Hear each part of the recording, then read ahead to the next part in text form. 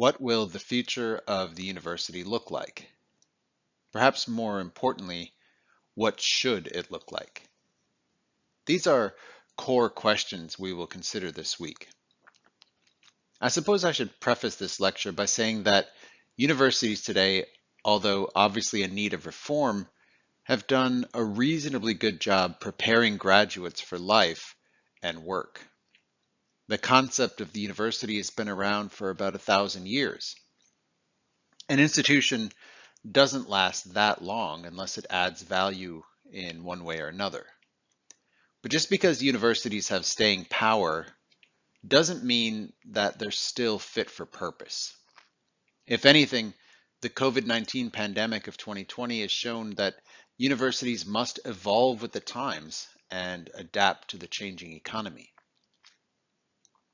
In this lecture series, we will first consider how universities are likely to evolve in the future. After the weekly podcast, we'll regroup for a second lecture looking at how university curriculum and assessment will likely evolve to better provide for the needs of society and the economy. Ready, set, go.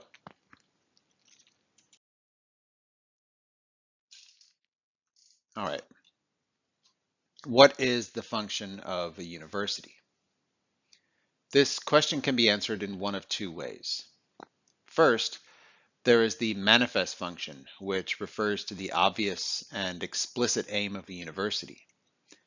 Secondly, there is the latent function, which refers to the implicit and less obvious purpose of a university. Let's start with the manifest function. Universities manifestly offer higher education opportunities beyond primary and secondary school. This education is credentialized in the form of a degree, which demonstrates to the world mastery over a particular subject matter. University degrees can be divided into undergraduate and postgraduates.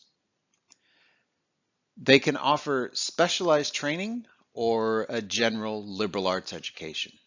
But I would argue that the latent function of a university is far more important to a student than the manifest function. The latent function is to teach lifelong skills such as a problem-solving mindset, team working, positive interpersonal relations, and opportunities for socialization. Another latent function of a traditional university is that it serves as a type of dating service. Many married couples met at university.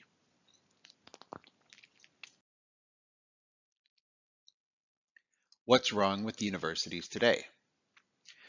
Overall, as I said previously, universities add value to society.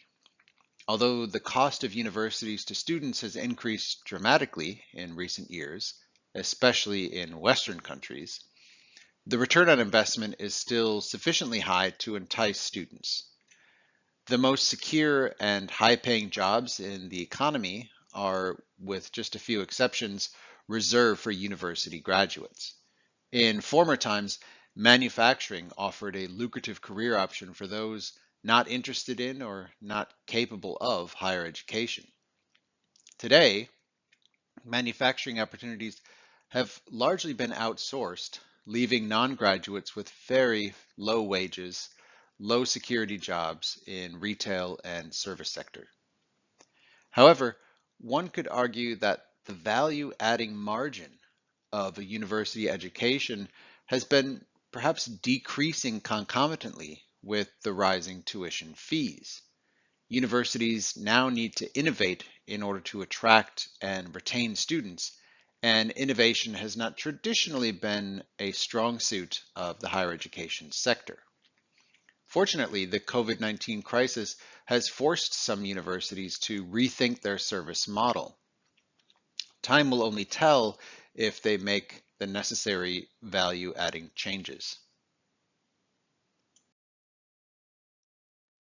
How are universities funded? I'm going to answer this question from the point of view of public Western universities in North America, the UK, Australia, and New Zealand.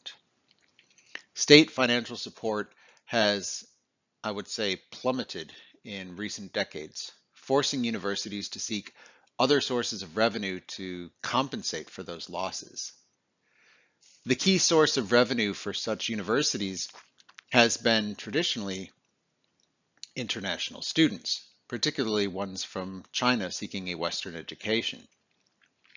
In most universities, differential fee structures are such that international students pay far more for their degrees than domestic students.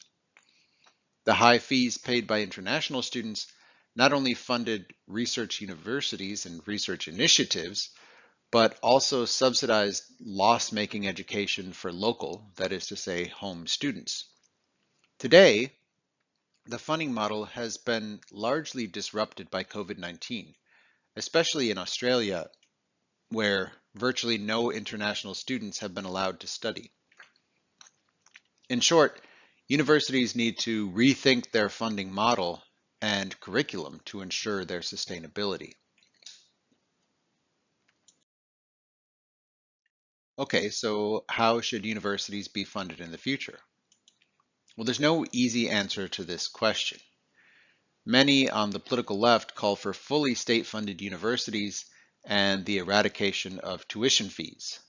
They refer to this as free higher education, although that's obviously a misnomer. Nothing, of course, is free. The money has to come from somewhere, and in this case, free, I would say in quotation marks, university would have to be funded by taxation. The problem with this model is that it still doesn't provide enough state funding and expects a continuation of high fee-paying international students. Private universities that require high fees from everyone are a potential solution, but these fees are so high these days that few can afford them. For example, Columbia University in New York set their fees at around 62,000 US dollars per year for an undergraduate. That's nearly $250,000, a quarter of $1 million, for a 4-year undergraduate degree.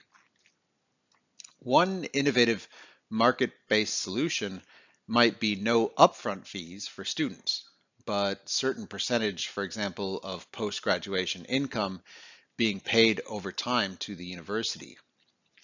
This would force universities to produce job-ready students capable of high performance in the labor market.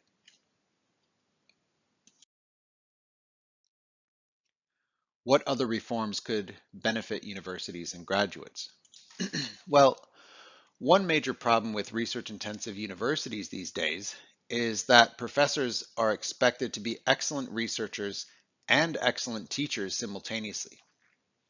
In reality, research performance could be described as potentially inversely related to teaching performance, leading to something of a mismatch.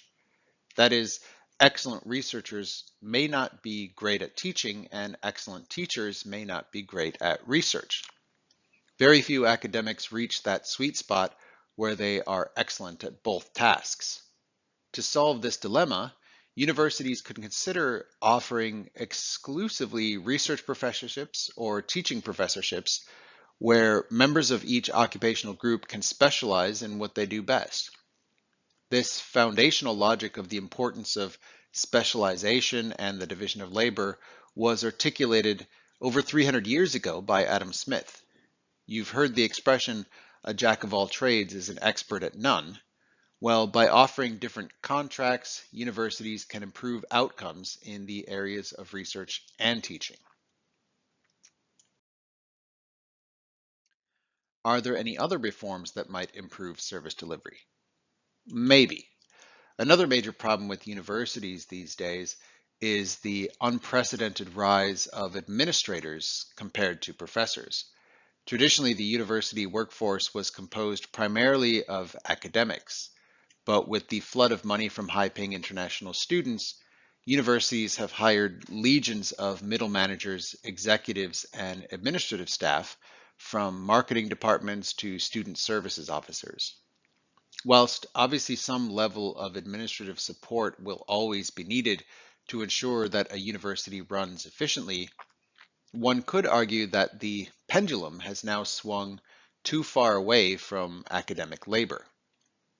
Another potential reform, and one that would likely be unpopular for many academics in the current system, is an end to tenure and lifelong employment contracts.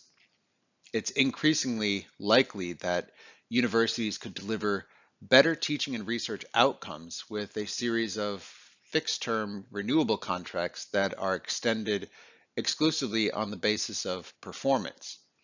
However, for academics to accept greater job insecurity, academic pay would need to rise well above and beyond current levels.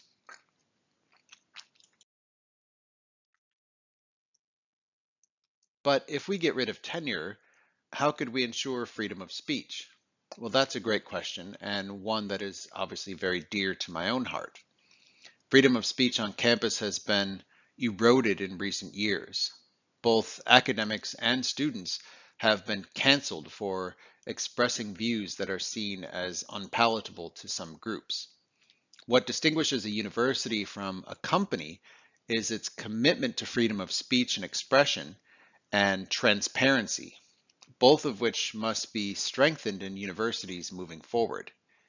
In the event of renewable employment contracts for research and teaching professors, the criteria by which contracts are renewed must be entirely performance-based and articulated a priori. This would avoid academics from having their contracts ended as a result of having expressed, say, an opinion that is unpopular. All university employment contracts would need to explicitly articulate an ironclad freedom of speech policy. This is important not only to protect individual academics, but also to enable innovation, which flourishes in free and open environments and languishes in places where speech is restricted. What about university curricula? How does that need to change in the future? Great question, but let's save that for the second lecture. There is no doubt that the curriculum needs to change along with the methods of delivery and pedagogical approaches. There's also a strong argument in favor of changing the methods of assessment. It's not enough that universities impart knowledge, they need to impart useful, practical, and relevant knowledge to students.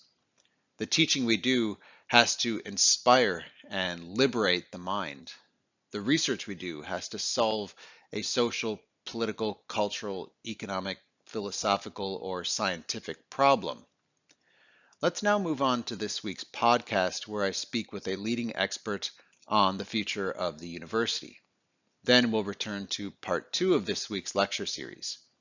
This is Professor Andrew R. Timming, signing out.